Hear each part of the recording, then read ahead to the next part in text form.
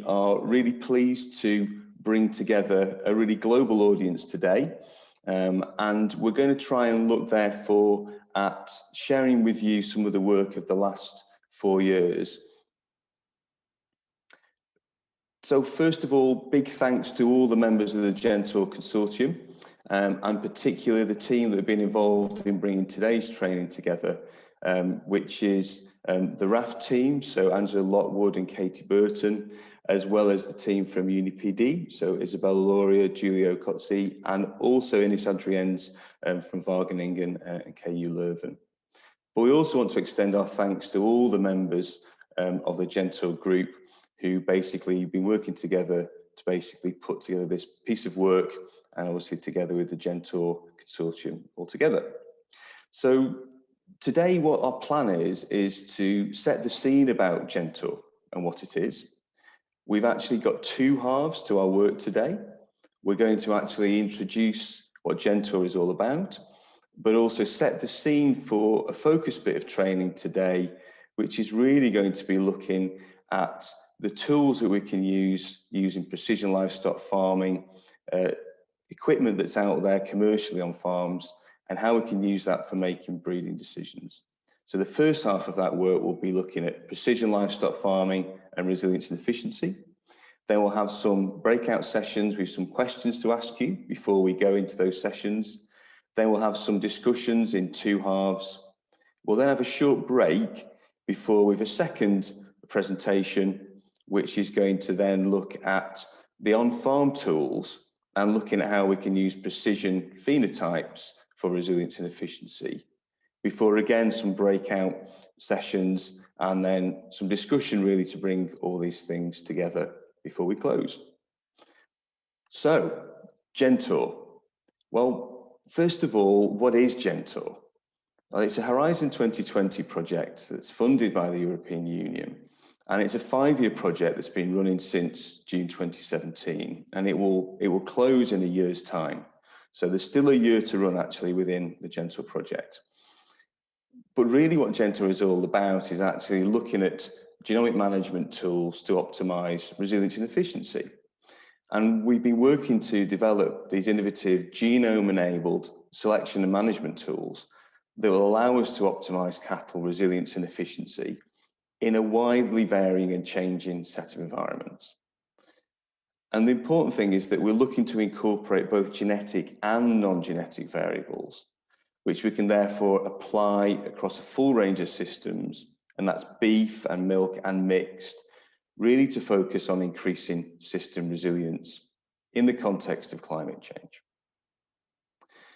And overall, therefore, the European Union perspective is therefore the increasing economic, environmental and social sustainability of European cattle, meat and milk production. So GenTORE is 21 partners, 9 academic partners, but also 12 multi-actor partners that are shown here. And it brings work across 11 countries, including major beef producing countries. But critically, it's also about stakeholder involvement, and therefore looking at how we can bring in your thoughts and your suggestions is really why today starts a series of training programs, which some will be virtual, and we hope that perhaps one day we'll even be able to have some physical meetings too.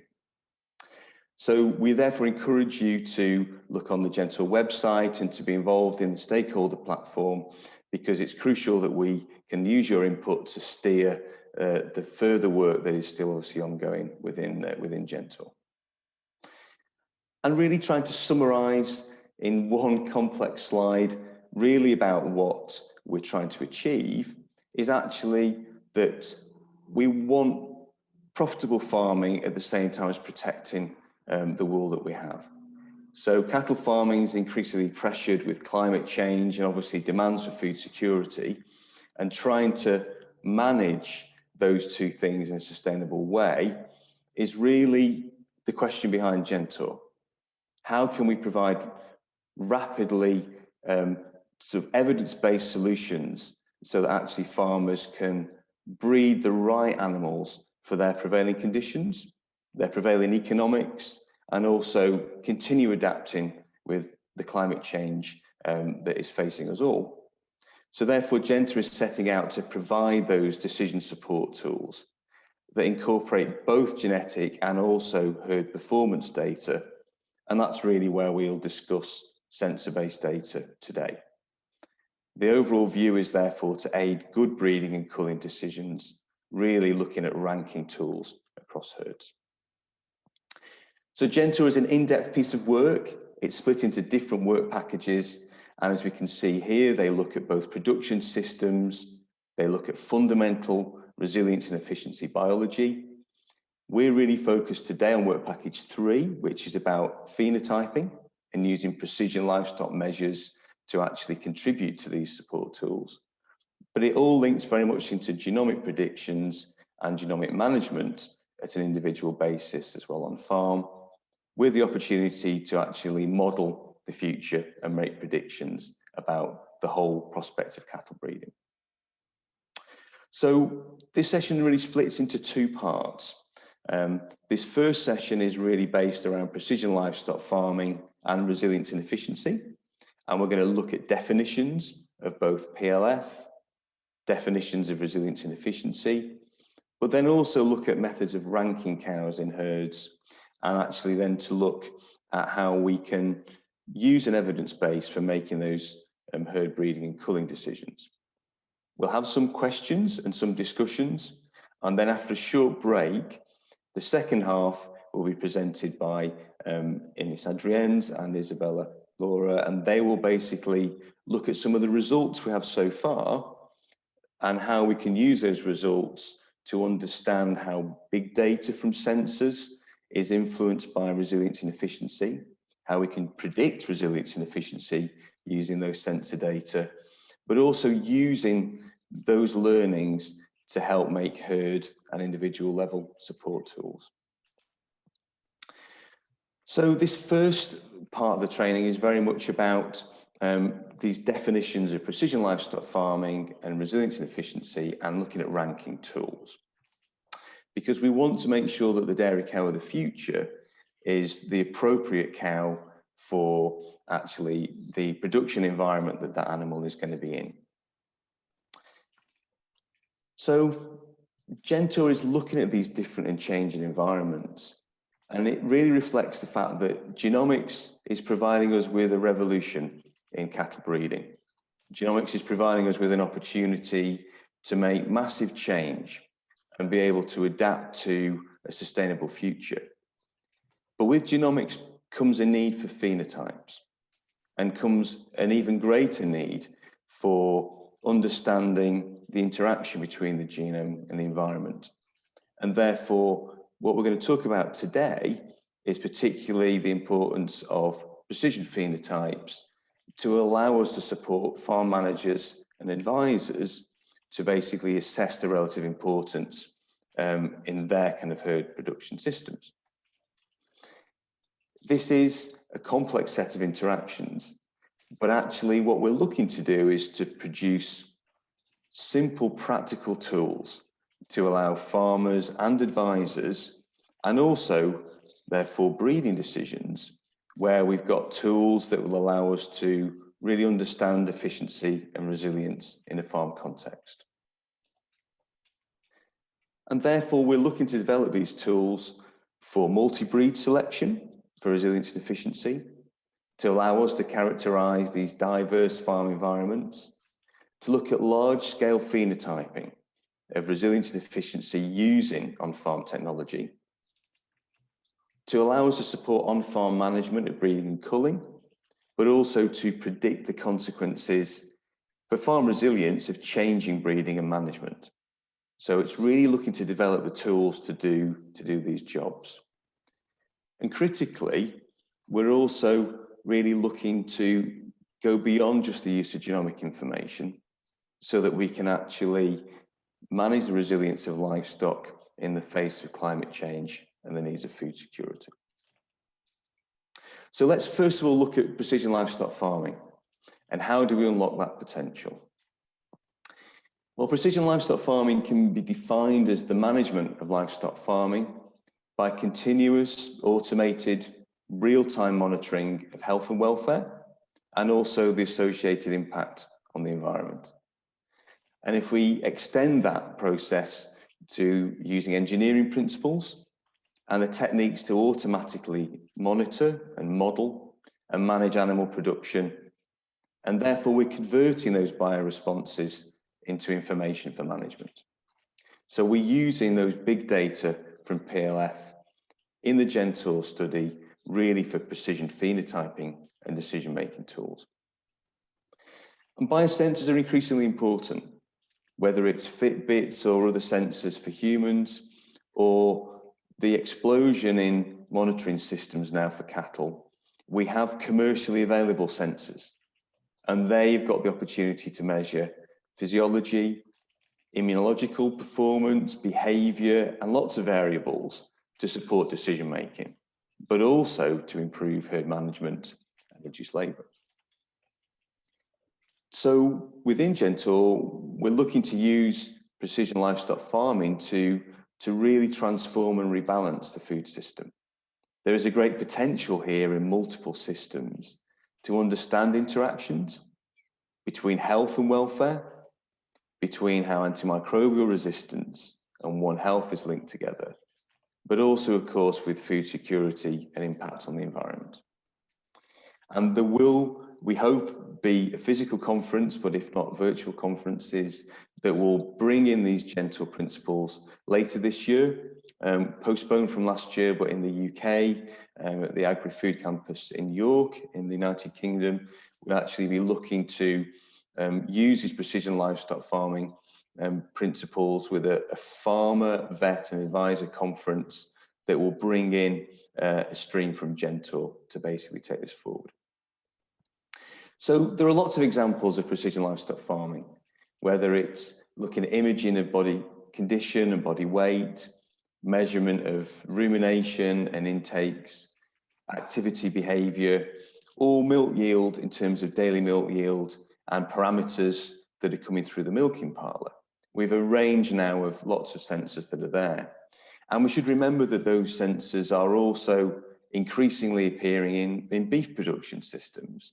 And in GenTORE, we've looked at systems from drone flight through to different sensors that are looking at beef resilience and efficiency too. So with that variety of sensors, let's look now at resilience and efficiency and what we mean by those things, both in a dairy and in a beef context. So first of all, what's the real world perception of resilience? Well, is it a cow that never or rarely gets ill, that has no problem in getting pregnant? A cow that actually isn't noticed because she doesn't cause a problem? And an efficient cow is a cow that produces lots of milk, but with good use of feed inputs. So actually, the outputs produced are actually very efficient related to the feed inputs that go in. But there can often be confusion between resilience and robustness. And we should be clear here that resilience is about high performance potentially, where animals can adapt to cope with tough times, but actually can also exploit better times and can respond elastically so that they can get back to higher production when the conditions allow. Robustness perhaps describes less high performing, where actually cattle are set to cope with tough times, but they're less able to exploit the better times. And therefore we can describe this in a way that resilient animals actually can be on a higher level of performance. And when times are good, they will respond and get back to that higher level quickly. Robust animals are more stable, but they don't attain that higher level when times allow. So if we look at how some of these descriptions from surveys actually of both producers and stakeholders, robust cows are strong with solid temperament. They tend to be less productive, but they're very durable. Whereas the resilient descriptions are about profitable, autonomous cows that adapt elastically to her environment and the perturbations that go with it. are there links between resilience and efficiency? So when we look at traits, are these things in conflict, or are they actually things that we can bring together? And there are similar underlying traits, of course, that body condition and energy are involved in resilience and in efficiency. And if we're looking at resilience as that ability to be able to breed again, the ability to recalve, then of course fertility is very important in those traits.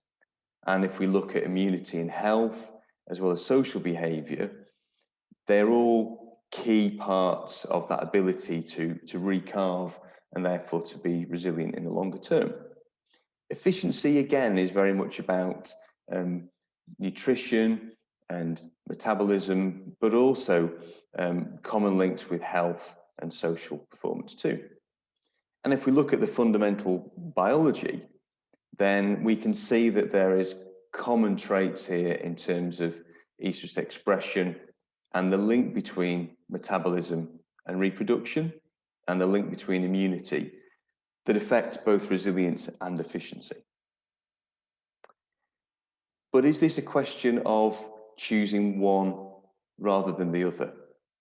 If we look at scarce resource and how we partition those things, if nutrients are partitioned to efficiency, does this have to be at the cost of those resilience traits that are about health and reproduction and the ability to recalve? Is there a trade-off, therefore, between resilience and efficiency choices? Or actually, is it possible that there can be a harmony between efficiency and resilience?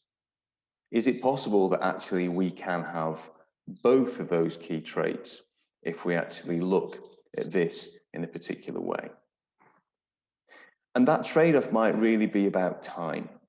It might be about what length of time we use to take a perspective on resilience and efficiency. Is it perhaps if we look at trajectory of performance, but actually over a lifetime of efficiency and a lifetime of that elastic return to higher performance, actually we've got an opportunity to link these things together, although it can be very difficult to measure in a commercial setting. And actually, in work package 3 of GenTORE, we've been looking at how to measure resilience and efficiency. Although we're going to focus on resilience in this training today more, that ability to recalve and extend longevity really comes together with health and reproduction and production, and therefore is complementary to lifetime efficiencies, where we're looking therefore to higher production from lower feed intake too. So let's just bring together these ideas of how we can look at common ground over a long period, over a productive lifespan on resilience and efficiency, and really focus on resilience about making some herd decisions. And the first step in that is, can we use the information to make ranking choices in herds? So in work package 3 of GenTORE, we've looked at definitions of resilience and how to score resilience. And the working definition that we've used is based on ability to recalve, and therefore scoring a herd compared to reference population, really based on ability to recalve by looking at the number of calvings that are achieved for an animal, bringing in components for good fertility, good health and good production, allowing us therefore to produce a core equation for resilience based on those factors, based on calving interval as deviation from the herd, the number of health events or treatment days to reflect, again, whether there are problems with an animal, looking at age at first calving, but also, of course, milk production, again, compared to deviation from the rest of the herd. And that allows us, therefore, to look at a way of ranking cows within a herd based on sensor data, and looking at flexibility where that core equation brings together those common data, but also we can bring in additional available sensor data when it's there to give us further data to actually allow us to make those ranking decisions.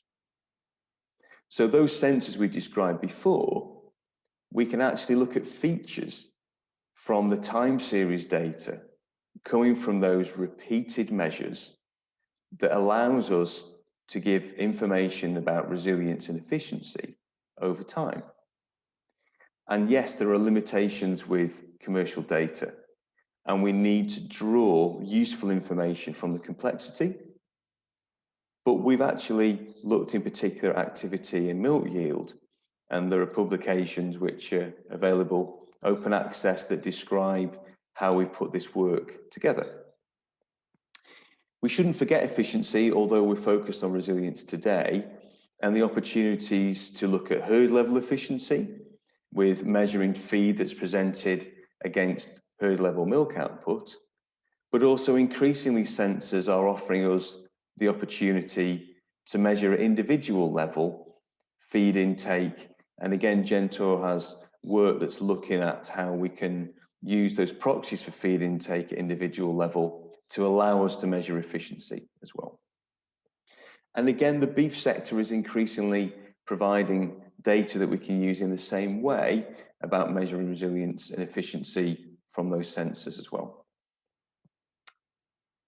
So let's perhaps now look at how we can use this evidence base for actually making herd breeding and culling decisions.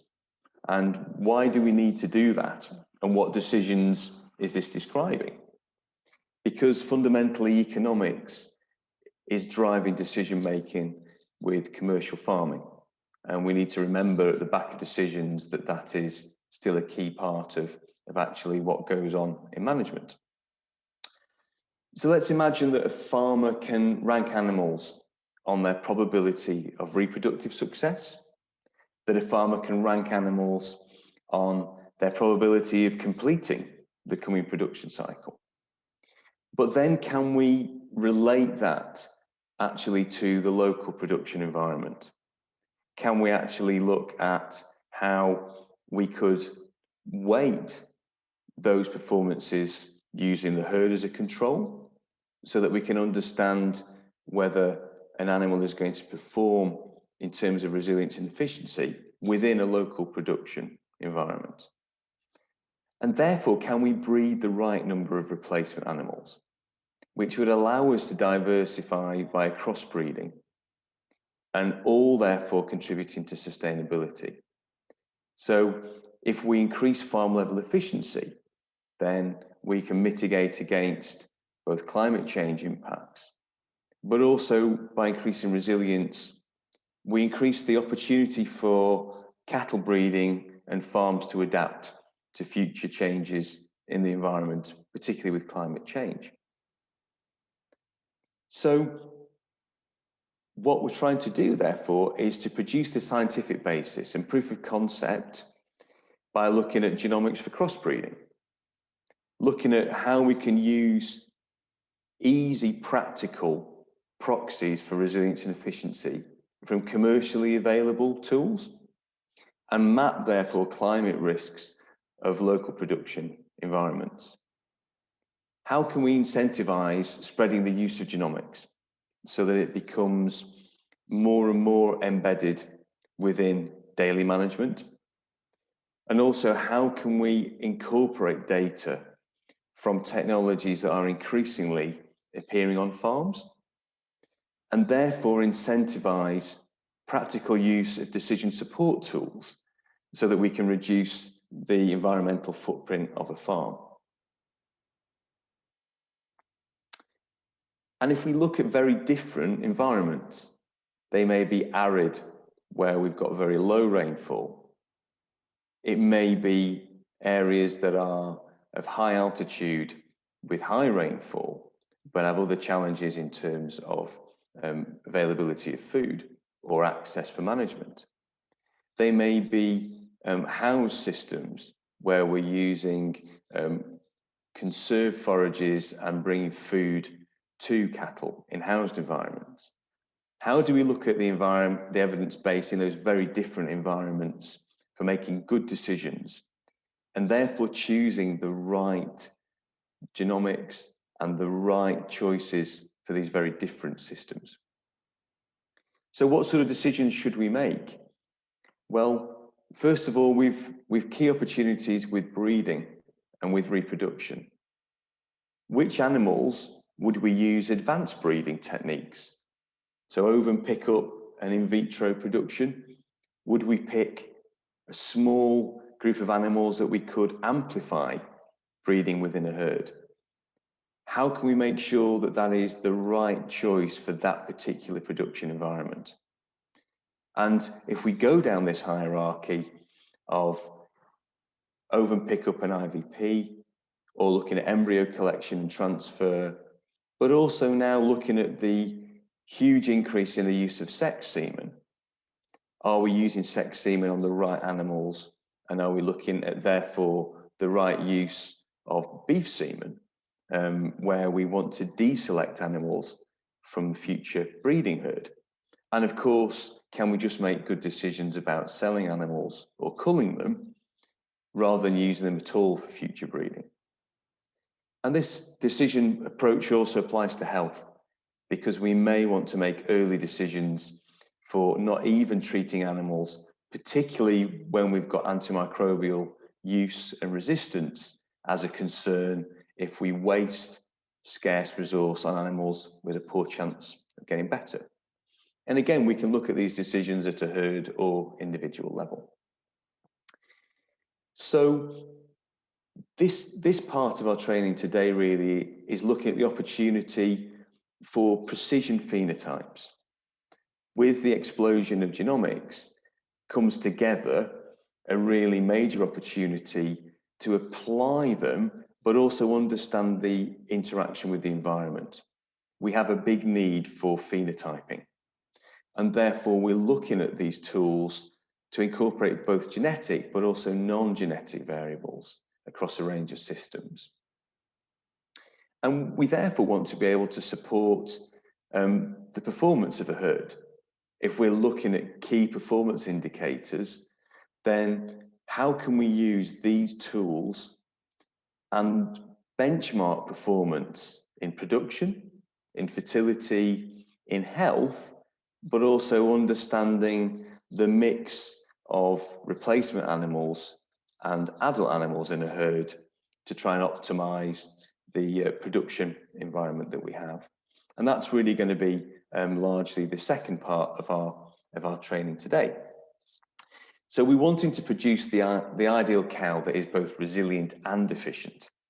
This animal that produces lots of milk and milk solids, but also is fertile, that doesn't have problems, bounces back quickly, and therefore is tolerant to stresses and pressures.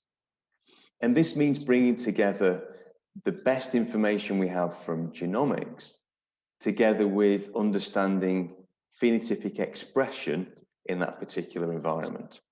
Can we rank herds based on their phenotypic expression within a particular system? And so we're looking to rank animals based on their lifetime resilience. We're trying to predict their ability to recalve and rank them. And we're doing that by calculating sensor features. So far, particularly focusing on milk yield and activity from time series data, and using that therefore to predict the ranking success of these animals because of the features that we're using to look at their lifetime resilience, and therefore select those cows with the highest chance of success. And that therefore is allowing us to predict those phenotypes, the animals that really do bounce back, the animals that really are producing efficient milk and also are recalving easily. And we've lots therefore of different tools that we're bringing together to look at this precision phenotyping, to look at crossbreeding, and to understand the interaction between the genome and the environment, separating out the environmental factors from the genetic factors in basically animal and herd performance. So these tools are being developed, and there's still a year of GenTORE obviously to go, but we are at the stage where we are looking to look for your thoughts as well as stakeholders about these tools for multi-breed selection, large-scale phenotyping, and decision support tools to allow us to produce those right animals with climate change. So I'm going to draw together this sort of first presentation now, and what we'd like to do is actually to ask you some questions, and I'm just going to go through a few slides that show the questions, and then actually I'm going to stop sharing my screen, and we're going to actually, Katie and Angie will run a poll which will ask you to vote in this poll, and we'll use that information in the breakout sessions for our discussions. So I'm just going to present these questions now, and then I'll stop sharing, and there'll be an opportunity to actually vote in this poll. And then we'll go into 2 breakout sessions. And those breakout sessions will be randomly allocated, and we'll just have 15 minutes to discuss the results of the polling before a short break. So we're going to ask just 3 questions, and this same, we'll ask 3 different questions in the second half. And these questions are about precision livestock farming and resilience and efficiency, and particularly we're focusing on resilience. So the first question is about what do we understand about resilience? Secondly, we're looking at what applications of precision livestock farming you think are important, but also, in theory, what could you do with the information? So the first question, we're asking you to choose all of these that you think are appropriate. So what do you understand by what resilience means? Is it a high-performing cow, a long-lasting cow, an easy recalving cow, problem-free cow, elastic recovery, or that level but moderate production? So when the poll comes on, you can choose a number of these, all the ones that you think apply.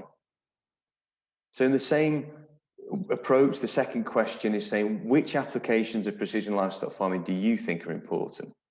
Is it about heat detection, alerts, breeding decisions, saving time, sustainable food, reducing use of antimicrobials, real-time monitoring, or efficient use of feed? And then finally, what could you do with that information?